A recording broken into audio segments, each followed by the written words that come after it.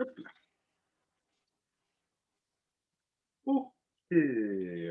Bonjour à tous et bienvenue donc pour cette nouvelle vidéo de d'interview sur le TDAH. Et donc aujourd'hui, je reçois Aline. Donc bonjour Aline. Bonjour Sébastien, bonjour à tous. Et donc je vais te laisser la parole rapidement pour te présenter et voir un petit peu également ton parcours, pourquoi tu t'es intéressé au TDAH, comment ça s'est passé dans ta vie, et comme ça, de présenter un petit peu tout ça aux gens qui vont nous regarder. Eh bien, déjà, je vais commencer par, me présenter d'un point de vue personnel, puisque c'est aussi un peu ce qui nous amène, ensemble aujourd'hui. Donc je suis, maman de 2 enfants, donc d'une adolescente de 15 ans et d'un garçon préado de 11 ans. Hem, c'est un enfant qui a été diagnostiqué, TDAH, il y a, 3-4 ans.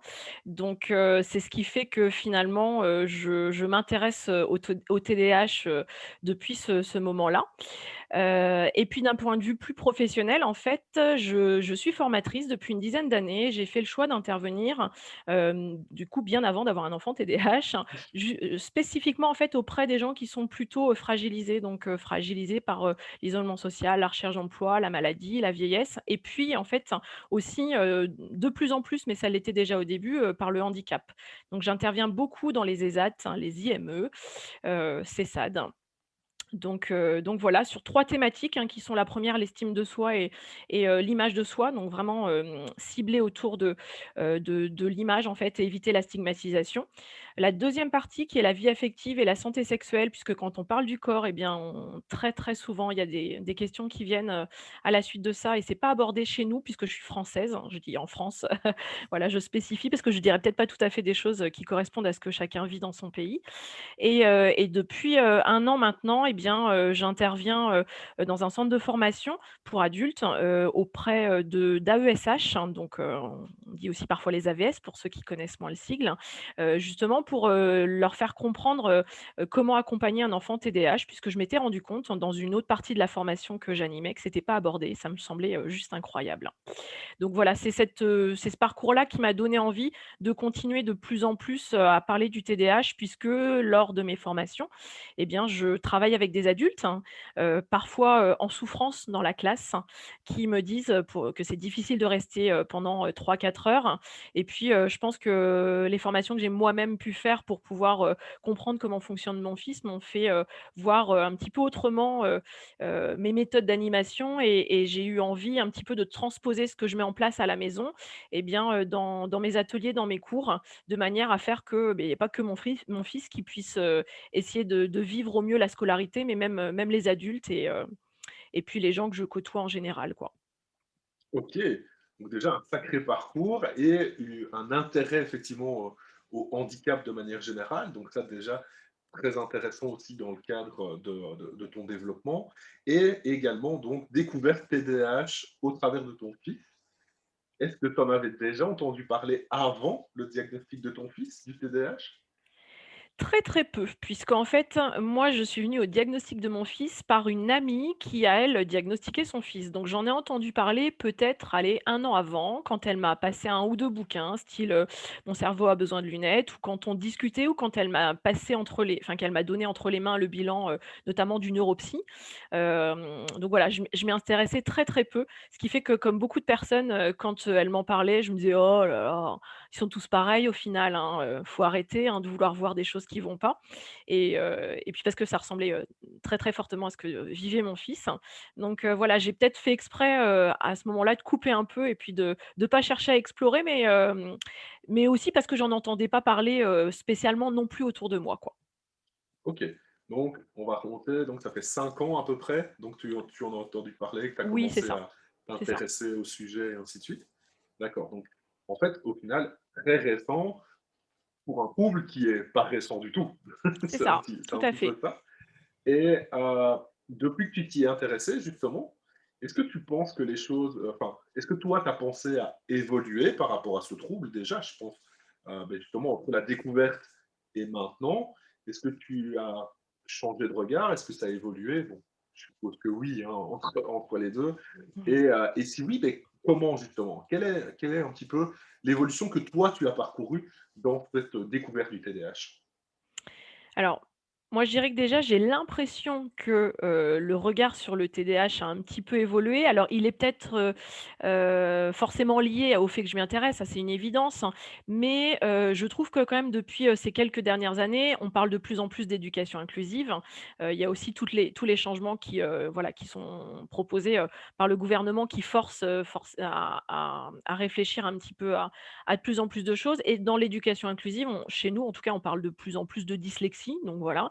Il y a plein de conférences maintenant qui commencent à être proposées, que ce soit par, à côté, là, il n'y a pas eu très longtemps, il y a eu des médiathèques, donc il y a eu des choses proposées dans des lycées, et donc petit à petit, ça glisse de la dyslexie au TDAH qu'on englobe assez souvent, je trouve, dans les, dans les conférences un peu grand public, qu'on peut Mmh. avoir.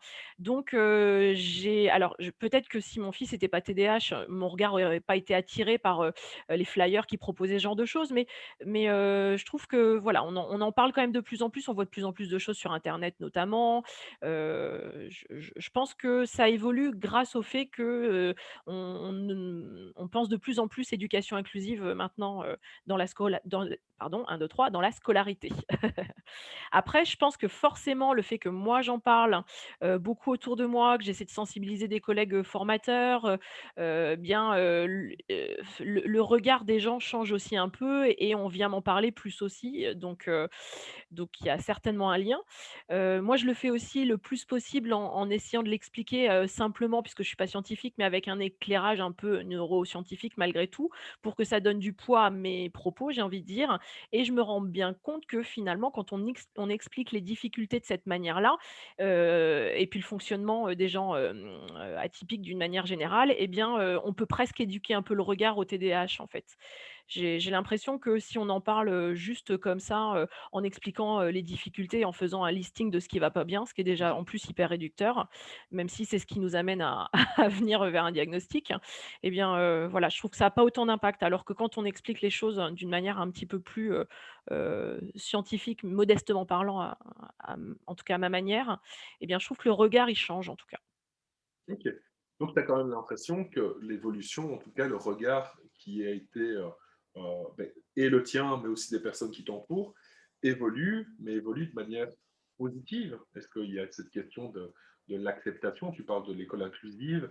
Est-ce que tu as quand même l'impression qu'on évolue, dans le bon sens? Alors pourquoi je dis ça? Simplement parce qu'en discutant avec d'autres personnes ont l'impression que soit ça n'évolue pas, simplement, soit effectivement ça évolue pas forcément dans le bon sens, dans le regard qui est justement un peu plus stigmatisant, un peu plus, je veux dire, contraignant. C'est-à-dire qu'on a plutôt une tendance à créer de la polarité chez les gens. C'est-à-dire les gens qui sont, entre guillemets «adorateurs» du TDAH et d'autres qui rejettent en masse cette question du TDAH.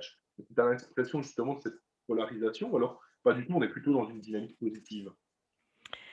Alors moi, je suis peut-être une éternelle positive, donc je vais, me dire que oui, j'ai l'impression qu'il y a quand même une dynamique positive et que de l'autre côté, ce serait pas, des gens qui refuseraient en masse, enfin qui, ou qui essaieraient de discréditer, mais dans les expériences que j'ai eues, c'est plutôt des gens qui, nient un peu ou qui mélangent le TDAH avec la dyslexie justement. Puisque alors là, je fais peut-être plus référence à ce que j'ai, ressenti, dans le milieu de la scolarité, mais, des gens qui avaient l'impression de savoir déjà faire parce que dans leur tête, ça ressemblait à la dyslexie et peut-être qu'en fait, quand on fait une formation, on colle tout sur tout ce qui est 10. Alors je dis dyslexie, mais 10 en général, quoi.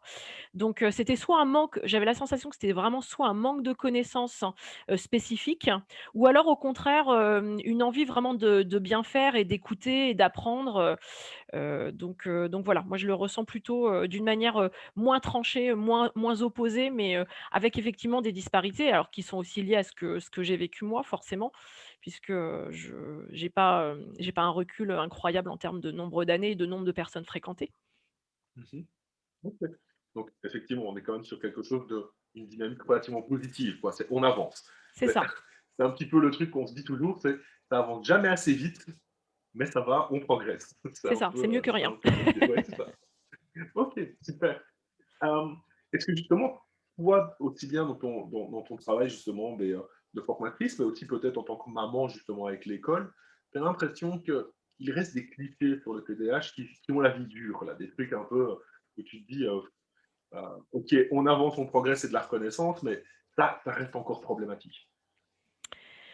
Oui, alors là, je vais moins me baser sur mon expérience de maman parce que moi, en fait, mon petit TDAH, en fait, il a pas vraiment le H, hein. Il y a même pas enfin, voilà, je sais très bien que c'est un peu difficile de faire la part des choses, mais en tout cas, moi, il y a pas d'hyperactivité, donc il y a pas de problèmes comportementaux, ce qui fait que je n'entends que des choses très positives sur lui Mmh. et ce que je voulais t'amener comme cliché que je trouve qu'il y a la dent dure, que je peux entendre assez souvent, c'est le manque de motivation et les problèmes de comportement. Ce qu'il y a pas chez moi, en tout cas. Enfin, si, manque de motivation aussi, bien évidemment, je veux dire, il fait tout pour que ça avance.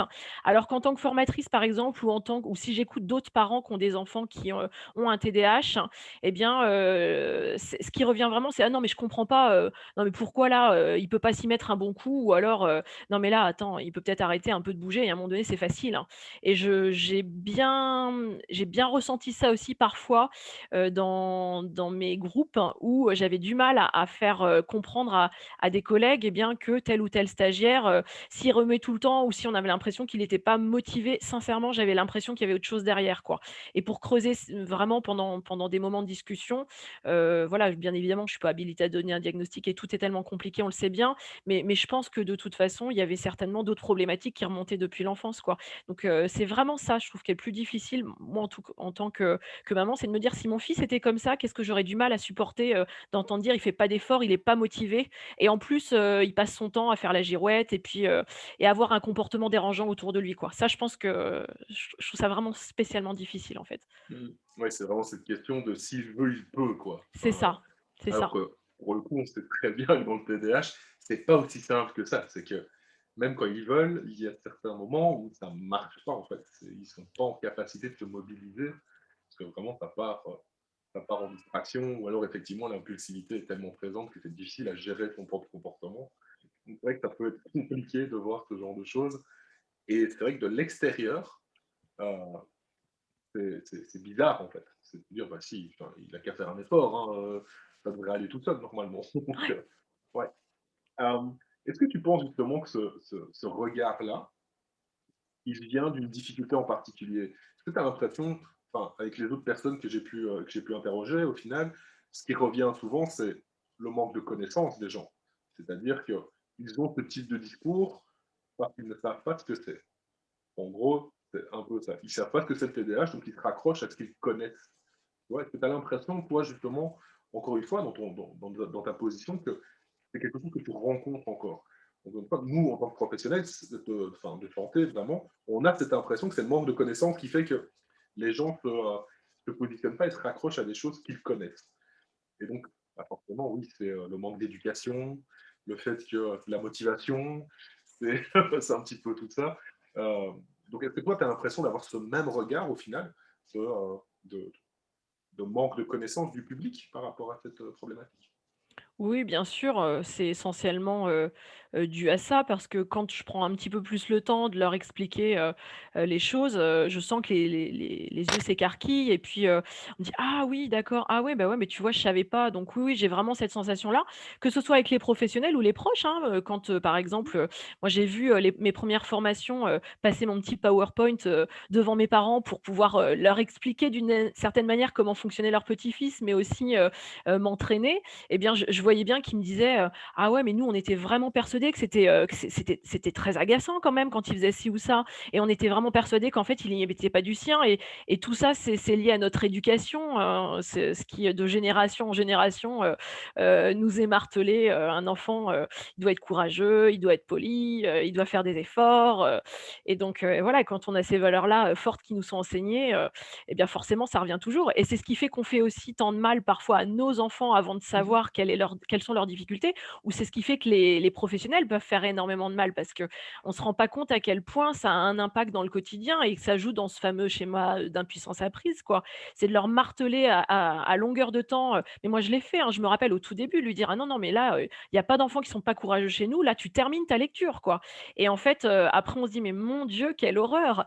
et c'est vrai que ça paraît tellement évident quand on sait et c'est pour ça que voilà, moi j'ai envie d'essayer de donner de plus en plus, comment dire? Enfin de parler de plus en plus du TDAH et de donner, cette inclinaison-là à ma vie professionnelle. C'est que je me dis s'il y avait de plus en plus de gens qui étaient au courant, je pense qu'il y aurait moins de dégâts et en fait c'est une chaîne, c'est su enfin, moi je vois par exemple mes adultes, je me dis que s'ils avaient été mieux pris en charge, jeunes, que ce soit par leurs parents ou, par, les enseignants mieux accompagnés, il y en a certainement dans le lot qui auraient arrêté de décrocher scolairement et qui seraient pas, à 18, 20 ans ou même plus tard, hein, encore en train d'être en galère et puis à changer de voie professionnelle sans arrêt ou pas réussir à la trouver et j'aurais certainement moins de travail, moi, dans l'insertion sociale ou professionnelle, quoi et je reste vraiment persuadée que, si on fait un gros boulot à ce niveau-là et bien, ça peut changer aussi, tellement de choses dans la vie professionnelle des adultes, qu'on accompagne, quoi.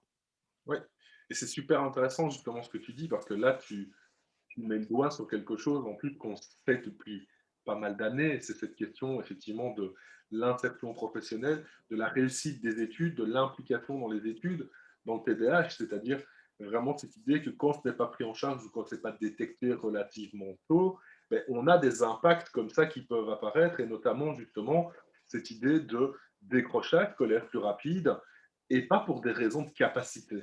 Mmh, Donc, ça, je pense effectivement que ça doit être important aussi à souligner, et je pense que tu seras sans doute la première aussi à le dire, c'est que toi, les adultes, les jeunes adultes que tu formes, ou même les plus anciens, au final, dans l'insertion professionnelle, tu te rends compte également que en termes de capacité, ça va au final. mmh, C'est-à-dire qu'ils n'ont pas ces difficultés-là qu'on pourrait retrouver, c'est-à-dire que leur fonctionnement est très très bon.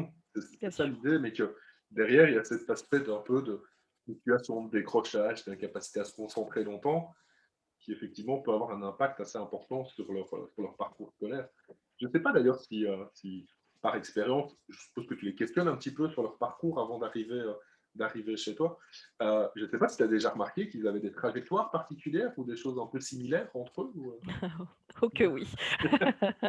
Oh que oui, ouais, ouais, oui, bah, bien souvent, des jeunes qui ont, plus ou moins arrêté l'école à 16, 17 ans, qui ont été, suivis par, alors nous, chez nous, on a la mission locale, je sais pas s'il y a des choses qui correspondent, par chez toi, mais, c'est un organisme, en fait, qui prend en charge, les jeunes, jusqu'à 25 ans, ouais, 25, 26, je sais plus, et donc, voilà, ils sont pris en charge par des structures, qui essaient de les raccrocher ou en tout cas qui essaient de travailler un projet professionnel en parallèle. On a aussi des grandes difficultés avec la famille. J'ai 2 jeunes là en tête, hein, pas diagnostiqués, mais dans les mêmes âges, qui, en parallèle de ce parcours chaotique, ont été à limite fichus à la porte de chez eux, hein, parce que les parents sont dans l'incompréhension totale. Ouais. Notamment une jeune qui avait été, en famille d'accueil et qui me dit: «Mais tu sais, j'ai l'impression que là, tu es en train de m'expliquer ma vie, quoi». En fait, je lui expliquais rien, mais je lui donnais des choses à aller explorer à droite à gauche, hein. Elle en tirait elle-même certaines conclusions et puis, je pense qu'elle allait aller, derrière faire un bilan et donc c'est le vraiment l'arrêt de l'école relativement tôt avec avant bien entendu aucun intérêt pour l'école ou presque, des remontrances, constantes, une grande difficulté bien évidemment à rester assis et donc voilà, ça a le manque d'intérêt et puis le fait de devoir supporter de rester assis et ça, en fait, c'est ce qui me relate, puisqu'en fait, quand ils reviennent en centre de formation pour adultes, parfois, il y a toutes ces angoisses-là qui ressurgissent et je vais rester assis pendant 3 heures et demie, même si on fait une pause. Donc moi, avec moi, il y a des pauses beaucoup plus souvent et puis, ben, je est-ce que je vais être capable de retenir, tout ce qu'on va me dire et puis est-ce que je vais devoir prendre des notes en même temps? Enfin voilà, je sens qu'il y a plein d'éléments comme ça, bien précis qui remontent, et qui font écho à ce qu'ils ont vécu avant, quoi. Donc voilà et puis après pour ceux qui ont parfois qui sont un peu plus grands, c'est, et bien, des fois ceux qui ont 25, 26 ans, j'ai fait des formations, j'ai testé, mais en fait ça m'intéressait plus, je m'ennuyais et j'arrive pas trop à trouver ce que je veux faire donc voilà, là on a la dimension, besoin de se renouveler, besoin de sa bouche, besoin de donner du sens en fait et sans qu'ils arrivent forcément exactement à expliquer pourquoi est-ce qu'ils ont besoin de faire autre chose. C'est pas: «J'ai détesté, il y a eu tel et tel événement qui a fait que j'ai pas pu continuer». C'est, ouais, bah, j'avais envie de faire autre chose, j'avais besoin, je commençais à m'ennuyer, en fait. Ok, ça c'est vraiment intéressant justement de ces parcours et de bien comprendre ces parcours quand on est formateur, enseignant et même professionnel, de pouvoir retrouver justement des choses qui sont relativement similaires. Alors, ils n'ont pas tous ce type de parcours, mais on sent quand même que de manière générale, ils suivent un petit peu quasiment tous le même chemin. On Mais voit, oui. on voit vraiment par rapport à ça ce, Ouais. ce regard. Hem, Et je me Dis-moi. permets juste de terminer, tu vois, quand tu parlais de capacité, que c'était pas une question de capacité, je retrouve aussi en fait, des gens qui sont très intéressés, si on sait les intéresser et si on arrive à justement pallier à ces difficultés d'être trop longtemps assis ou que ça bouge pas assez et au contraire une grande pertinence, une grande, facilité à faire des liens entre ce que je leur propose en fait et c'est là où, je trouve, voilà, des similitudes, entre leurs profils et donc alors moi j'ai peut-être, aussi, je dirais, beaucoup d'attaches facilement avec ces gens qui fonctionnent comme ça, mais malgré tout je vois bien en fait les capacités et ce qui est gâché en fait, puisqu'en fait ils en arrivent là, ils ont l'impression d'être bons à rien, alors qu'on sent que derrière, il y a plein de choses possibles, quoi.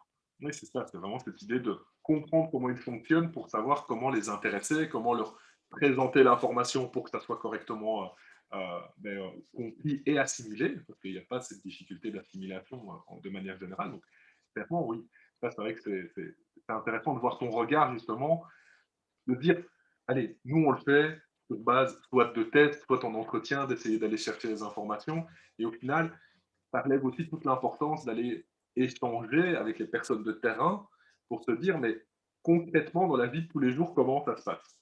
C'est un peu ça. Et de me dire, mais ce que tu observes toi, c'est ce que je recherche moi quand j'essaye de faire un bilan avec un patient. C'est-à-dire, effectivement, cette notion de faire des liens, de perte de, perte d'intérêt par rapport à une situation qui les intéressait, mais l'envie de changement, tu vois, régulier, qui peut être présent, le fait de la perte de motivation dans le temps qui va apparaître. Chez les adultes, et c'est pour ça que je vais revenir dessus aussi, c'est la question des anxiétés qui peuvent revenir à un moment, des trucs anxieux, où justement, j'ai vécu ça dans toute mon enfance, et maintenant, ben voilà, j'ai peut-être 18, 19, 20, 25 ans, je retourne sur les bancs de l'école, et je sais que ça s'est mal passé dans le temps, et rien que le stress que ça provoque, ben, en plus, ça aggrave la problématique. Et donc, je pense que c'est aussi extrêmement important de pouvoir comprendre les élèves, justement, qu'on va avoir, quel que soit leur âge. C'est le fait que c'est peut-être une situation qui les inquiète vraiment. C'est, comme tu disais, c'est l'angoisse qui remonte, c'est le truc un peu. Je sais que ça allait pas. C'est pas que je suis pas capable, c'est juste que la situation en elle-même pose problème. Et ça, effectivement, je suppose que c'est des choses que tu rencontres, vraiment cet aspect d'angoisse vraiment par rapport à la situation dans laquelle on les remet au final dans Ah leur oui, apprentissage. complètement. Complètement et du coup ça, je commence, quasiment, enfin toutes mes formations quand je les vois pour la première fois en leur disant: «Alors je vous préviens, ici on n'est pas à l'école». Alors peut-être parce que ça fait écho aussi, hein, moi j'étais, phobique, scolaire donc à un moment donné et donc je me suis dit: «Bah tiens, je pense que c'est important qu'ils le sachent parce que, voilà, ça peut se guérir Ouais, si on est bien accompagné» et je leur redis systématiquement: «Ici, on n'est pas à l'école» et du coup, moi, j'ai à cœur d'essayer de leur prouver qu'on n'est pas à l'école, enfin, en tout cas, que ça ressemble pas à ce qu'on a pu vivre avant. Donc dans ce que je mets en place, j'essaie aussi de le traduire, par ma manière de travailler. Mais je pense que rien que de leur dire, souvent, je vois un ouais, ça se redégonfle là. Ils arrivent ouais. tout crispés et hop, tout d'un coup, voilà, ça ils lâchent un peu et j'hésite pas à le répéter plusieurs fois, en fait et je pense que rien que ça déjà, ou de leur dire, il y aura pas de jugement, il y aura vraiment pas de jugement. Je vous demande de pas vous juger entre vous déjà. Moi j'aurais pas un jugement, sur ce que vous me direz, sur ce que vous ferez.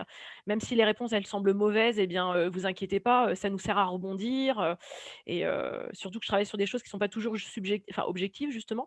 Donc pour le coup ça j'essaie de le marteler et je me rends bien compte à quel point ça peut faire que la séance elle se passe autrement en fait, une fois qu'on l'a dit.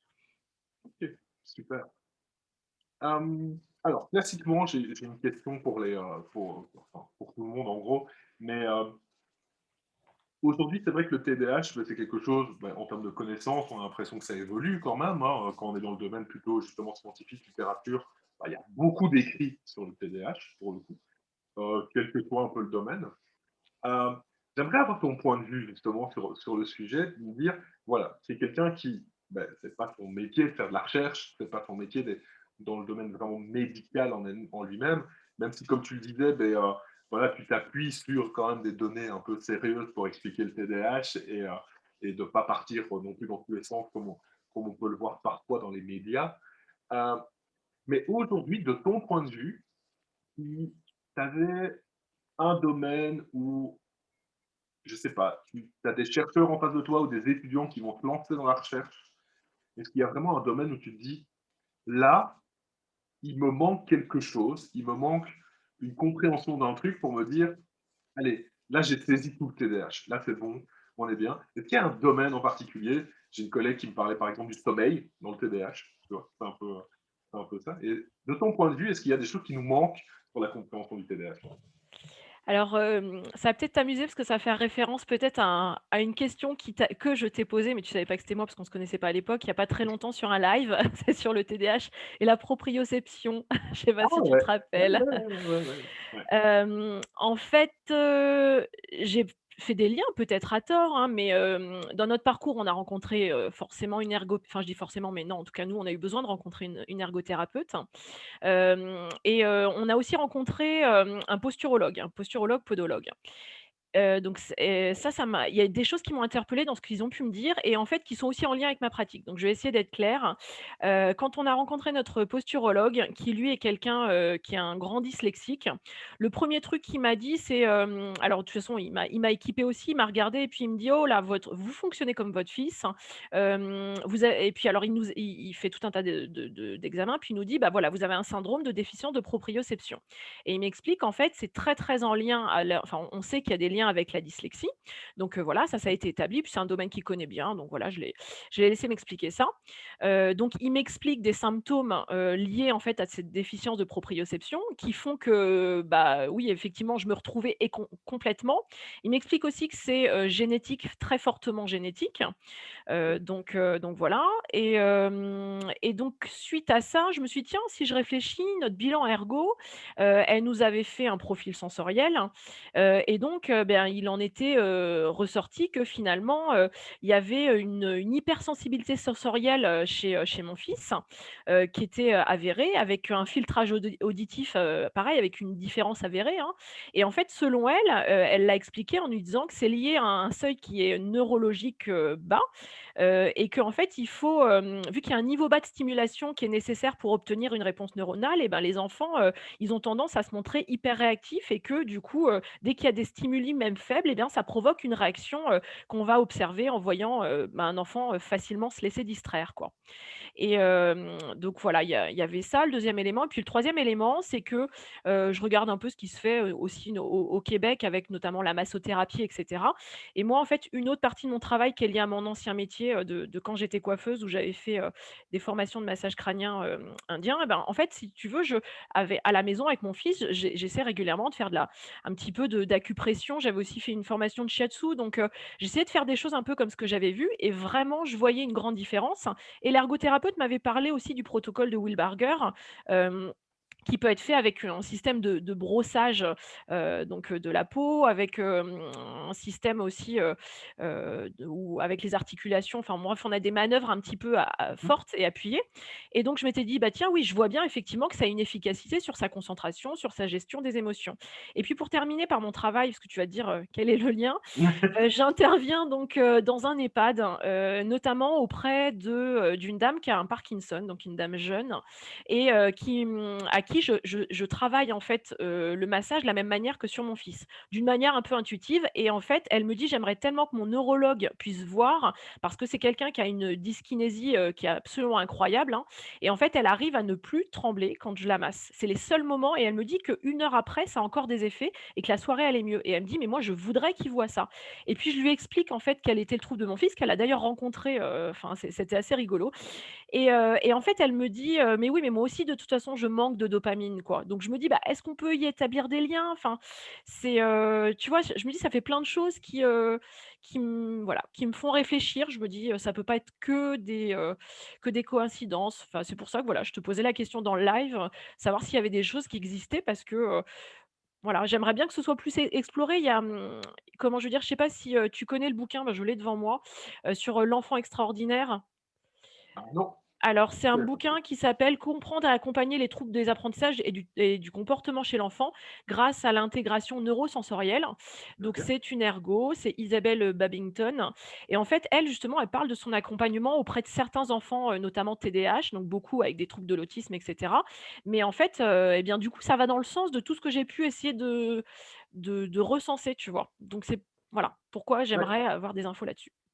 Alors, Entre-temps, parce que je me souviens de la question. Alors, entre-temps, il y avait aussi des questions pour le docteur Kertia aussi, qui avait mis une méthode justement sur la proprioception. Je suis allé regarder un petit peu ce qu'il faisait. Bah, déjà, c'est quelqu'un qui a publié, donc ça a l'air bête, mais moi, c'est un facteur qui me questionne aussi, hein, parce que on m'interroge souvent sur des méthodes miraculeuses et Mmh. ainsi de suite, voilà, qui peuvent apparaître. Et souvent, ce sont des gens qui n'ont jamais publié, qui ont jamais publié quoi que ce soit. Ici, ouais, voilà, Kierkegaard, ça reste quand même. Bon, après, il est ophtalmologue à la base, hein, donc on se pose aussi ces questions-là, mais il a quand même pas mal publié sur les aspects de proprioception, en lien avec notamment la dyslexie, comme tu en parlais, de ces difficultés qui sont assez présentes.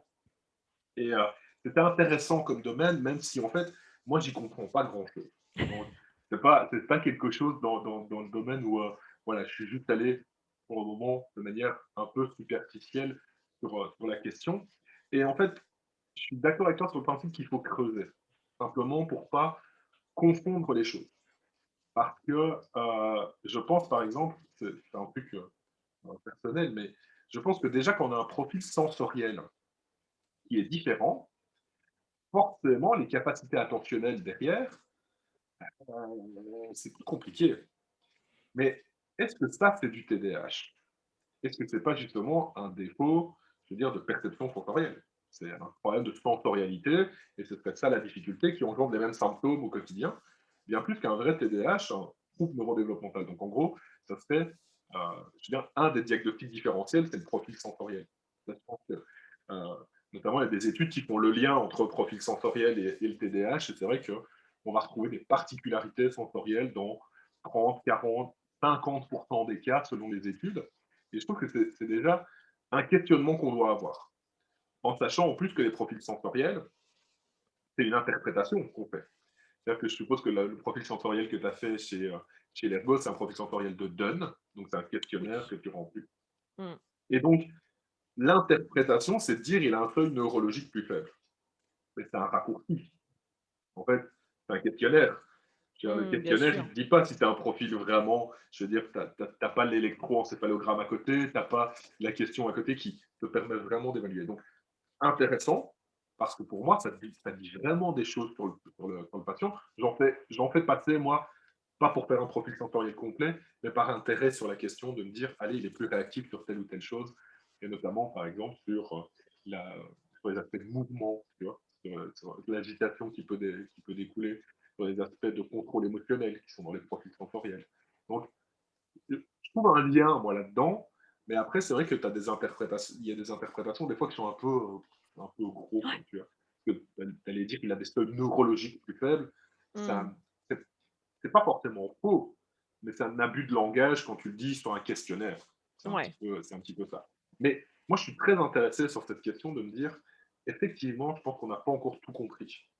Et donc, quand j'ai vu les aspects de proprioception dont on entend quand même de plus en plus parler, je pense que c'est intéressant et qu'il faut creuser. Parce qu'aujourd'hui, en fait, c'est peut-être un diagnostic différentiel, c'est-à-dire que ces difficultés-là, elles engendrent des symptômes qui ressemblent, en fait, qui miment un petit peu un TDAH, mais qu'on n'est peut-être pas tout à fait sur le même trouble. Mmh. Donc, mais je trouve ça super intéressant, vraiment. Donc, je te rejoins sur le fait qu'il faudrait creuser cette question-là. Je ne suis pas sûr qu'on ait tant de données que ça sur ce sujet-là au final. Donc, c'est un peu. Beh, ouais, j'ai pas l'impression parce que Ouais. tu vois, moi, quand j'en avais parlé à l'ergo, je lui avais demandé quelle était, elle, son interprétation du TDAH. Elle, directement, voilà, c'est pour elle, le TDAH était lié justement, aux différences sensorielles. Donc elle me l'a vraiment expliqué de cette manière-là. Elle l'a mis de cette manière-là dans le bilan en disant que ça pouvait faire penser à, mais en fait, ça a pas été étayé sur autre chose. Enfin, tu vois, j'ai essayé de creuser et j'ai pas pu avoir plus d'informations que ça. Comme si, en fait, en formation, on leur expliquait ça d'une manière, un peu brute et puis prenez ça, ça vous aidera à faire vos bilans, mais en Ouais. fait, j'ai besoin derrière, qu'on me dise: «Bah, voilà, nous, selon tel professionnel, il y a eu telle étude qui montre que» et je l'ai pas eu, en fait. Alors est-ce que c'est une Mhm. question de personne ou qui fonctionne pas comme ça ou mais voilà, j'ai essayé de mon côté de trouver, j'ai pas trouvé grand chose, quoi. Ouais, non, je pense que c'est un domaine, enfin, c'est un domaine, moi j'ai pu discuter aussi avec une psychomote qui s'intéressait à ces aspects-là.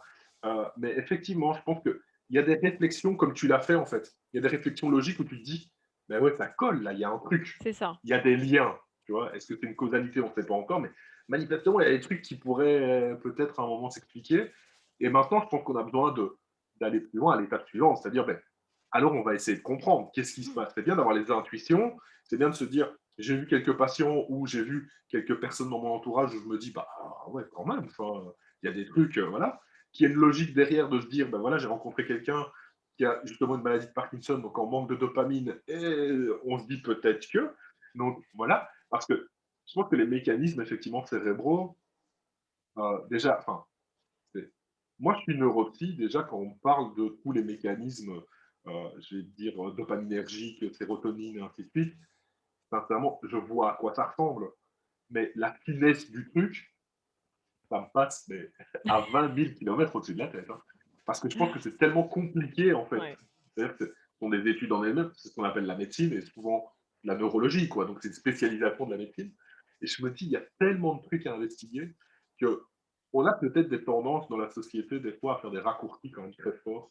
Donc, bah oui, il y a un manque là, donc ça ressemble à ça. Et il faut faire attention à ces tout petits raccourcis à certains moments. Et en même temps, ces raccourcis qu'on fait, c'est ceux qui déclenchent les recherches. Et donc, ils sont importants. C'est-à-dire qu'aujourd'hui, la seule chose que nous, on doit se dire, c'est on a vu des trucs, c'est intéressant, il faut aller plus loin. Et ça, je trouve ça très, très, très pertinent. Et c'est pour ça que je te rejoins vraiment, mais à 2000% sur aujourd'hui, au fait, la seule chose, c'est on ne sait pas, mais on a des questions là-dessus. On va mettre des choses en place pour y répondre. Donc, c'est un petit peu ça. Et je trouve ça, c'est vrai que c'est assez intéressant, le fait que tu parlais justement de massage, tu parlais justement de ces aspects, des approches vraiment avec la pression et ainsi de suite. Par contre, ça, on a des études qui font en fait le lien avec l'anxiété. Le Mmh. fait que quand tu apaises les choses, les gens. Bah oui. Et donc, les symptômes de l'anxiété, qui sont l'inattention, l'agitation, un petit peu, Tardis. ben, ils descendent en intensité et tu te dis, au final, est-ce qu'on ne jouerait pas là-dessus? Parce que la plupart, enfin, on sait aujourd'hui, par exemple, que à peu près une personne sur trois avec un TDAH a de l'anxiété. Est-ce qu'on ne joue pas là-dessus? Au final, ben, tu te dis, l'intensité diminue. Et donc, effectivement, ça peut être une approche très complémentaire qui permet de canaliser tellement les gens. Ça serait tellement intéressant de le voir comme ça. Donc, je pense qu'il y a vraiment des choses à faire. Et ouais, clairement. Donc, s'il y a des gens qui nous écoutent, qui voient cette vidéo, qui veulent bosser sur la proprioception, sur la compréhension des liens, justement, sensorialité TDAH, mais allez-y, faites ça bien convenablement et on va enfin avoir des réponses. Je pense que c'est ultra important pour peut-être changer nos approches. De dire, ben voilà, pourquoi on ne travaillerait pas là-dessus directement? Parce que je pense qu'il y en a certains qui vont cataloguer TDAH et c'est pas ça du tout. C'est un peu ça le truc. Il y a peut-être ces aspects effectivement proprioception aujourd'hui. Ou alors c'est vraiment en lien avec le TDAH. Ça engendre peut-être des difficultés. Moi, je me dis que la bonne nouvelle, même s'il y a pas d'études, faire un massage en pression profonde à son enfant ou à n'importe qui, enfin à n'importe qui non, puisqu'on peut pas le faire à n'importe qui, mais je veux dire, ça mange pas de pain et contrairement à certaines choses, qui ne sont pas, étayées par des études et qui coûtent très cher, chez certains professionnels, et bien, voilà, il y aura pas cette dimension, commerciale, derrière et que voilà, comme ça peut être essayé et puis comme tu dis, effectivement, ça a au moins le mérite d'agir sur, l'anxiété, et le bien-être d'une manière immédiate et pour tout le monde et recréer du lien parent-enfant et donc Ouais, voilà, je me dis: «C'est déjà ça». En attendant, moi je me dis: «Faut pas s'en priver». ouais, c'est clair. Ben, on est Mais quand même voilà, normalement tous contents à peu près. Bon, c'est sauf ça. les gens qui ont des particularités sensorielles Oui, vraiment qui ne c'est ça. supportent pas. Mais, Ouais. sinon, on est tous contents d'avoir un massage à un moment donné. Donc, ouais, Exactement. Mais c'est vrai que de là à le vendre, avec cet argumentaire-là, c'est là où il faut faire très attention, quoi, ouais, c'est sûr. c'est ça. Ouais, vraiment. Ok, super. Écoute, je te propose qu'on aille vraiment vers la deuxième grosse partie de l'interview, c'est sur les conseils. D'accord?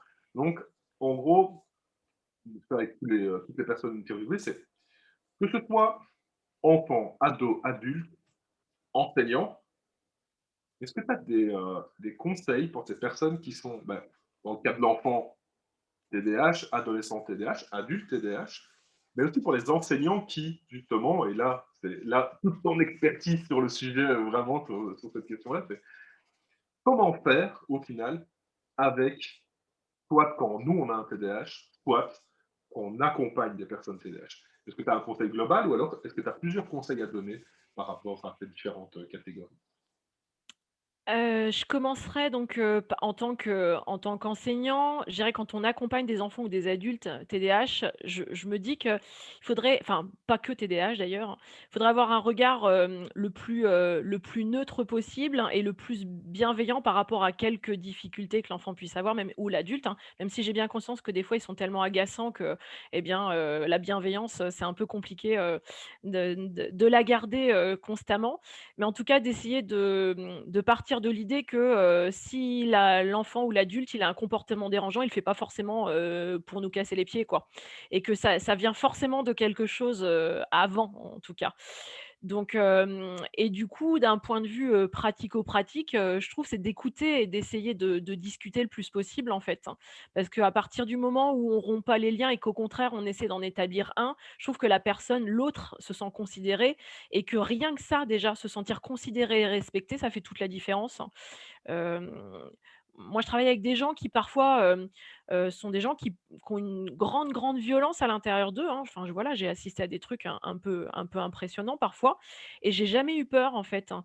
Bah, des gens, hein, qui ont des repris de justice parfois ou qui ont des, qui sont en consommation de substances ou d'alcool et cetera et en fait, je pense vraiment que pour n'importe quelle personne qu'on accompagne, à partir du moment où on lui montre qu'on l'écoute et qu'on le respecte, eh bien, ça va mieux fonctionner. Il peut nous donner des clés de compréhension qu'on peut soit arriver à deviner soi-même, ou en tout cas, il peut, s'il en a capacité de nous les donner, eh bien, déjà, ça peut, permettre, de changer le regard et ensuite, eh ben, si on a un autre regard, d'essayer d'adapter. Là, on en vient après à tout ce qui est stratégie, aménagement et cetera. Mais je veux dire, si on comprend comment l'autre il fonctionne et là où c'est compliqué pour lui, eh bien, ça peut nous permettre, de changer le comportement l'émotionnel qui est tellement important, en fait, parce que de toute façon, si les émotions, elles sont, positives et agréables pour la personne qui a un TDAH et bien, derrière, on va arriver à jouer sur la motivation et sur tout ce qui est compliqué, au quotidien dans une salle de classe, quoi. Que ce soit encore une fois avec les adultes, comme avec les enfants donc voilà, tout passe tellement par l'émotionnel, hein. C'est, je te disais là tout à l'heure quand on préparait, un tout petit peu l'entretien que, j'ai fait l'équipe éducative de mon fils cette semaine et j'ai remercié l'AVS et enfin je pas l'instit, mais la prof, principale en leur disant: «Vous ne vous rendez pas compte à quel point le fait d'être capable d'être bienveillant et autant dans l'empathie que ce que vous faites, eh bien, en fait, vous jouez sur l'émotionnel et derrière, non seulement en classe, ça se passe comme jamais ça ne s'est passé, mais à la maison, ça se passe comme ça se passe très, très bien» et c'est ça aussi dont il faut avoir conscience quand on accompagne, quelqu'un qui a un TDAH, c'est que ça n'a pas un retentissement que sur le moment où on est avec lui. C'est-à-dire qu'il paraît chiant, insupportable au quotidien, nous, en tant qu'enseignants, on est mais des fois dépassés, désespérés, agacés, enfin tout ce qu'on veut, ça je veux bien l'entendre. Sauf que la personne qui souffre du TDAH, elle, elle a pas de vacances, elle a pas de Mmh. week-end, elle a pas de soirée. C'est-à-dire que du moment où elle se sort de son lit et même avant, c'est-à-dire pour sortir de son lit jusqu'au moment où elle se couche et même quand elle dort, son TDAH, il est là, présent et handicapant. Donc en fait, nous, si on fait des efforts en tant que professionnels, enfin des efforts, je veux dire si on comprend pour mieux accompagner, eh bien on se rend pas compte à quel point on peut impacter positivement la vie de la personne qu'on accompagne. Et alors pour des parents, ça peut faire que, ben, à la maison, les devoirs se passent mieux, ça peut faire qu'on a notre enfant qui nous dira plus des choses du style, «J'ai envie de mourir» ou «Je veux me fuguer quoi, je veux m'en aller». Pour un adulte, ça peut faire que l'adulte en rentrant, eh bien, il va pas rentrer, se déboucher la bouteille de Ricard directement quoi. Je veux dire, ça peut avoir un impact mais de dingue sur la vie de la personne. Alors ça fait peut-être peur, hein, si je dis ça. Professionnels, ils vont peut-être se dire: «Oh au secours, peut-être mieux pas trop que je m'en approche parce que franchement, je peux faire des dégâts, mais non, je veux dire, c'est simple, hein, c'est de la bienveillance, de l'écoute et de l'attention et du respect. C'est ce qu'on devrait tous avoir entre nous tous de toute façon, donc Mais c'est intéressant, hein, cette question de, justement de communiquer et de dire, voilà, dire aux enseignants simplement: «Merci pour ce que vous faites, parce c'est que ça ça. nous aide nous à la maison». Ouais, Et inversement, je pense qu'il y a des enseignants qui vont faire la même chose avec les parents. C'est vrai que moi, je connais les enseignants, enfin, je parle par exemple des enseignants de ma fille, qui vont venir nous dire, en tout cas, merci d'être à l'écoute et de communiquer avec nous, parce que ça nous aide aussi à l'école, tout simplement.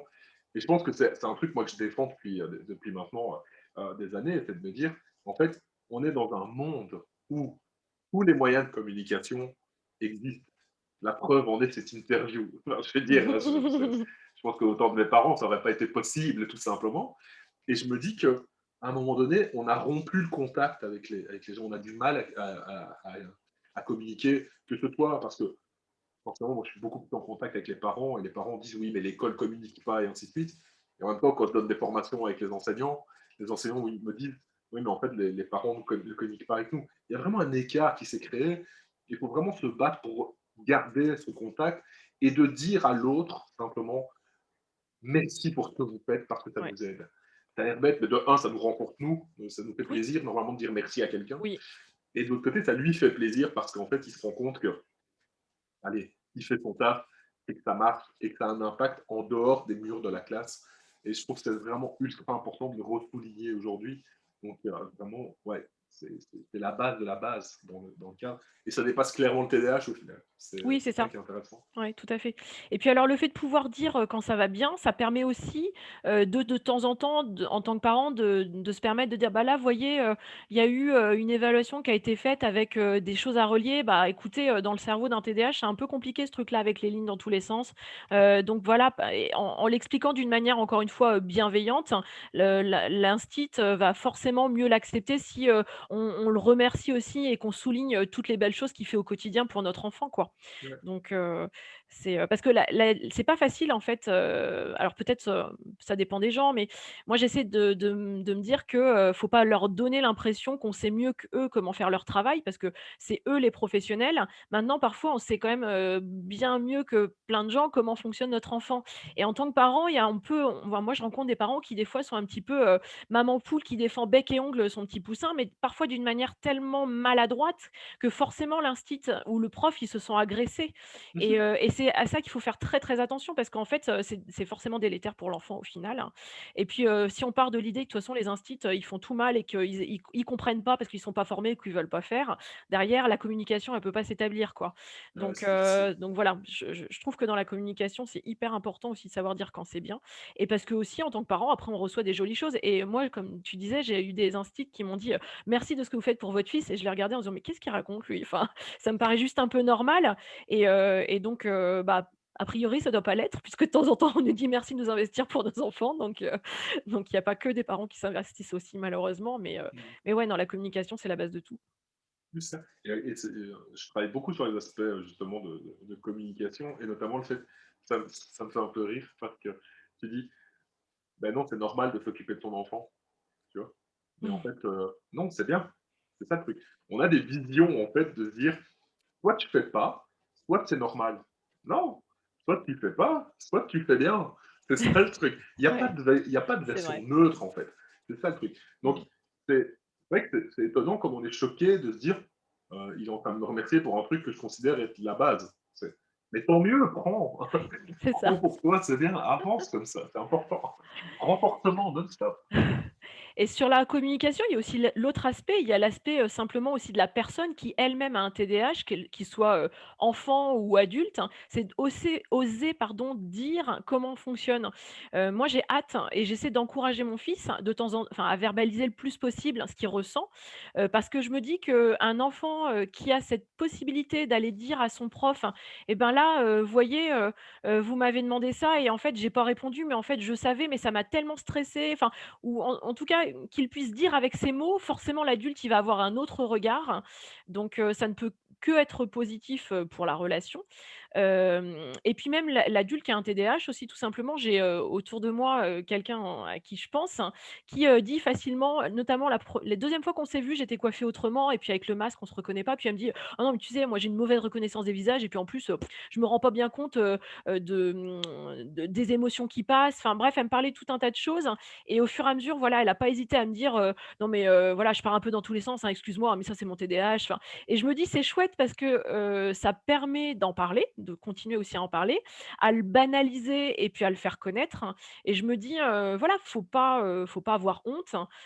Enfin moi je vois le TDAH comme, finalement une forme de visage avec des yeux bridés ou des typologies. Enfin voilà, on est tous différents et de pouvoir l'expliquer, voilà et ça permet de communiquer sur comment on fonctionne et ça permet encore une fois d'éviter les incompréhensions. Ouais. C'est ça qui est tellement compliqué au quotidien, les incompréhensions. Mais c'est bien parce qu'en fait, c'est le fil rouge de l'interview qu'on a fait. C'est vraiment cette idée de communiquer, d'informer les gens. C'est le fil rouge aussi que moi j'essaye d'avoir cette année 2021, d'essayer de transférer un maximum d'infos sur le TDAH pour que les gens comprennent en fait ce que c'est. Et, et l'acceptent au final. Parce que, enfin, c'est même pas l'accepte, mais une fois qu'on a compris, on se rend compte à quel point c'est pas, enfin, ça devrait être quelque chose de normal, c'est tout, c'est pas grave, c'est un C'est ça, fonctionnement, ça devrait pas entraver normalement la vie des gens. On entrave simplement parce qu'on a une mauvaise compréhension des choses la plupart du temps, et que ça peut être difficile dans la société dans laquelle on est, mais c'est vrai que ça évolue pas mal, et que cette reconnaissance, elle est ultra importante pour savoir quoi mettre en place, comment l'accepter, comment l'intégrer. Aujourd'hui, on est sur ce chemin-là, en fait. C'est un petit peu ça. Beaucoup de personnes, enfin, et moi le premier, hein, actuellement, je considère que le TDAH, c'est un trouble parce que c'est un retentissement du quotidien. mmh, Mais ce retentissement, il est en partie là aussi, parce qu'en fait, il y a peu de reconnaissance, parce qu'il y a peu de compréhension, parce que... Donc voilà.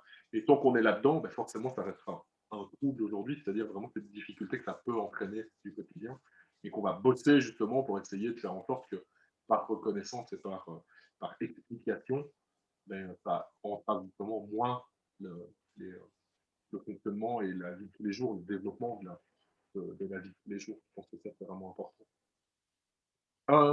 Petit conseil pour les enfants, ados.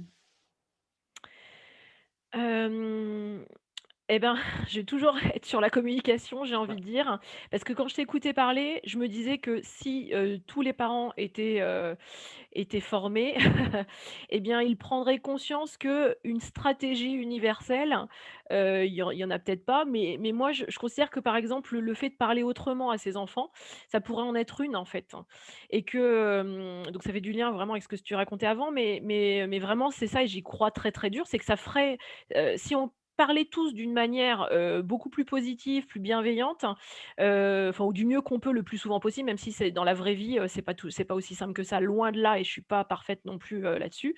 Mais je pense qu'en fait, effectivement, comme tu dis, ça serait ni un handicap, ni un trouble, en fait. Ça Mhm. redeviendrait un mode de fonctionnement.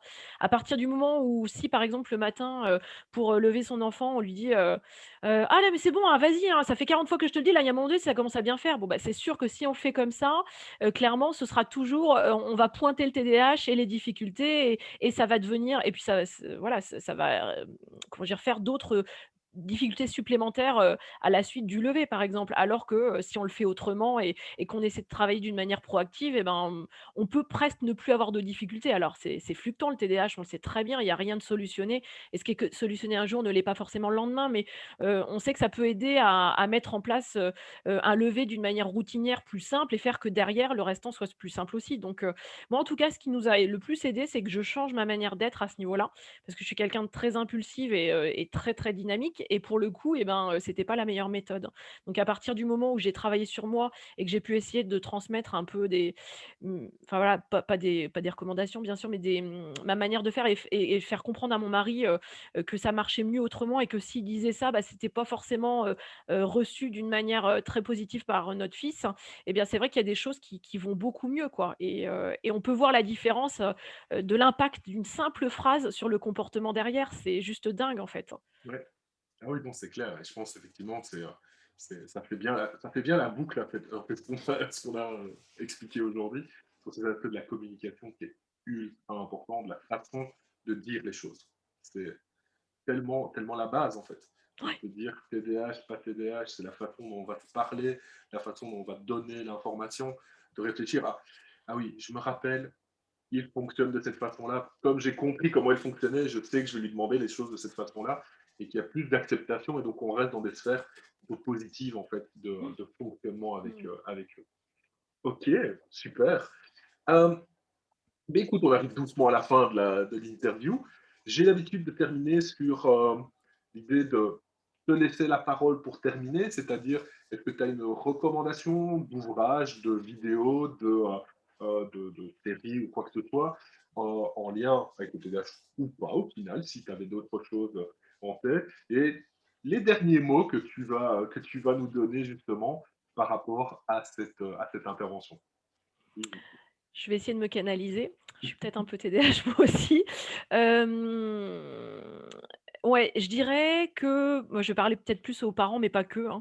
L je il faut s'informer, s'informer, s'informer et que, à partir du moment où on comprend eh bien, tout peut mieux aller derrière, même si, c'est pas non plus une baguette magique et qu'il y a plein de choses qui peuvent rester difficiles dans un quotidien. Mais qu'actuellement, on a quand même beaucoup de choses à notre portée avec, le net, les bouquins. Alors, je sais très bien que tout n'est pas, vrai, qu'il y a plein de choses, il faut faire le tri, mais que d'une manière globale, si on arrive un peu à synthétiser des choses, eh bien, on peut arriver à mieux comprendre. On n'a pas tous les moyens de faire, de suivre, des certains programmes ou, j'ai bien conscience que les rendez-vous dans les CMP sont compliqués. Enfin voilà, il y a plein de choses dures à mettre en place, mais on est quand même dans une époque où la communication, elle a jamais été aussi présente et donc il y a moyen, tranquillement à la maison d'essayer de mieux comprendre les choses. Hem, pour faire le lien, du coup, dans les bouquins, voilà, je vois passer plein de choses aussi dans les interviews et cetera. J'aimerais bien juste parler aussi de celui-là qui est alors je sais pas si on voit pas bien si on voit Oui, bien, déficit de super. l'attention sans hyperactivité. Alors je Ouais, sais très bien qu'on peut pas parler qu'il y a pas d'hyperactivité, qu'il y a il y a l'hyperactivité aussi, cérébrale et qui est pas que motrice, mais en tout cas, moi ce qui a pas toujours été simple, c'est que, bah, par exemple, mon fils, effectivement, il bouge pas, il est enfin bouge pas. Si, mais je veux dire, il pose pas de problème, quoi et c'est pas tout à fait le même profil, hein, même si bien évidemment quand je vois toutes les formations que j'ai pu faire, je retrouve tellement mon fils dans tout, dans toutes les explications, mais en fait, c'est quand même un profil différent et je trouve que dans ce bouquin-là, donc c'est marqué des solutions concrètes pour les parents et les enseignants, mais moi, je me suis amusée quand je l'ai lu à écrire oui ou non, en fait, pour voir, là où je pouvais retrouver mon petit loustic et que, bah, j'aimais bien le fait que ce soit moins, axé sur le côté hyperactivité ouais. motrice, qui est souvent, en fait, ce qui permet, de repérer, voilà, le TDAH et ben, quand il est pas là-dedans, c'est pour ça que moi j'étais dans le déni aussi, en fait, avant. Même si maintenant je la vois l'hyperactivité intellectuelle et que quand il tourne en rond comme ça pour se laver les dents pendant 1 heure, je me dis qu'il y a Ah quand ouais, même c'est quelque vrai. chose, quoi. Donc j'aime bien ce bouquin-là. Et puis sinon, d'une manière aussi assez simple, le film Nos enfants troubles, qui est, en accès, libre en fait partout. Maintenant, bah, je trouve que ça peut être une bonne, clé de compréhension pour à la fois des parents et des professionnels, enseignants par exemple, qui voudraient, mieux faire le lien entre ce qui peut se passer à la maison et à l'école. Parce que je trouve que c'est un super film, enfin je sais pas ce que tu en penses toi, mais, Je l'ai pas vu. tu l'as pas vu? Non. Eh bien écoute, franchement j'ai ri, j'ai eu envie de pleurer, mais il y a d en fait, si tu veux, donc il y a 3 niveaux, scolaires, je crois, ouais, c'est ça. Il y a les tout petits, il y a plutôt le primaire et puis le collège-lycée et en fait, ils sont filmés donc à la fois un peu à l'école, les instituts sont interviewés et puis, il y a aussi les parents à la maison, notamment un peu parfois sur le temps des devoirs et donc après on peut cliquer en fait sur des petits items qui nous renvoient sur des mini vidéos de 5 minutes pour expliquer, des, voilà, des choses bien précises en lien avec, le reportage avant et je trouve ça bien fait parce qu'en fait, on prend la mesure de l'impact global du TDAH et pas que ce qui se passe à l'école, non, non, il est vraiment bien fait. Enfin, je trouve que c'est un bon résumé. Moi, par exemple, je vais m'en servir là, mes futurs stagiaires que je vais avoir le mois prochain, mes AVS, hein, mes AESH, je vais leur demander de le regarder ce film, en fait, parce que je trouve que c'est un bon début pour comprendre les choses d'une manière un peu globale. Donc voilà. Ok, J'essaie de me canaliser comme ça. J'aurais plein d'autres choses, mais c'est pas grave. pas de souci. De toute façon, je mettrai le lien du livre, le lien de la vidéo justement que tu nous as donné dans le descriptif de l'interview. Et beh, écoute, je vais te dire un très grand merci. C'est-à-dire que on était parti sur l'idée donc de se dire on va canaliser ça en 30 minutes, 45 minutes, voilà. Bon, on a fait presque 1 heure, tu vois? Parce que je pense que la façon dont tu amènes les choses est extrêmement intéressante aussi. C'est c'est du concret, c'est vraiment que toi, tu vis au quotidien, aussi bien avec ton fils qu'avec les gens que tu accompagnes dans les formations. Et je pense que c'est extrêmement intéressant et pertinent de l'amener comme ça. Donc vraiment un tout grand merci d'avoir amené cette façon de voir les choses qui au final ne décroche pas tant de ce que les professionnels amènent sur la question justement de la communication, mais en tout cas elle est plus fine en termes de OK, moi dans ma vie de tous les jours, qui le vit, qui le voit, voilà comment ça se passe. Donc, merci beaucoup pour ça, pour les réflexions aussi, ne fût-ce que sur la proprioception, sur cet aspect d'inclusion aussi dont on a parlé, cette idée vraiment d'échange avec l'école, vraiment tout ce qu'il faut aujourd'hui pour faire reconnaître le TDAH dans la société dans laquelle on est et d'essayer de faire en sorte que ça soit mieux connu et mieux accompagné en tout cas par rapport à tout ça. Un grand merci par rapport à ça. Je vais te laisser le mot de la fin. Et comme ça, après, ben, on se quitte. Pour toutes les personnes qui nous voient, ben, je mets tous les liens en dessous. Il y a les autres vidéos sur la chaîne YouTube. N'hésitez pas, si vous voulez justement faire connaître la chaîne, à la partager un maximum pour que les gens voient justement ces interviews de différents profils, que ce soit des directeurs d'associations TDAH, que ce soit des professionnels neuropsychologues, pour pédopsychiatres, mais également et justement des formateurs, bientôt des enseignants, je l'espère vivement, des patients également, qui viendront présenter un petit peu leur quotidien. Et donc, Aline, le dernier mot, il est pour toi.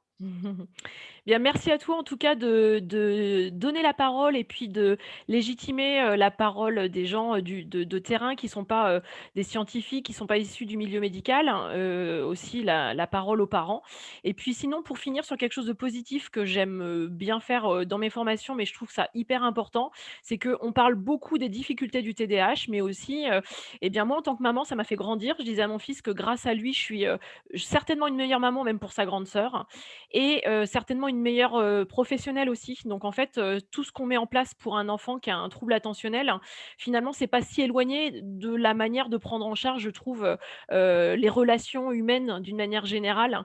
Donc c'est pas une perte de temps que d'essayer de se pencher sur les choses, même si on a un enfant qui au final qui l'est peut-être pas. Enfin voilà, c'est compliqué l'histoire du diagnostic différentiel. Donc il y a jamais de perte de temps et en fait c'est bon pour tout le monde au final, que ce soit pour les professionnels, comme pour les gens dont on voilà, qu'on accompagne nous, d'un point de vue familial, quoi. D'accord. Eh bien, on va retenir ça. Le TDAH, c'est bon pour tout le monde. On va terminer là-dessus. Donc, en tout cas, un grand merci. Et donc, ben, je l'espère qu'on aura l'occasion de se recroiser, que ce soit dans un live, que ce soit ben, peut-être pour d'autres vidéos éventuellement. Et donc, à tous, je vous dis à tout bientôt pour d'autres vidéos. Et donc, on se retrouve sur la chaîne, sur la page Facebook. On se croisera à différents endroits. Allez, ciao tout le monde.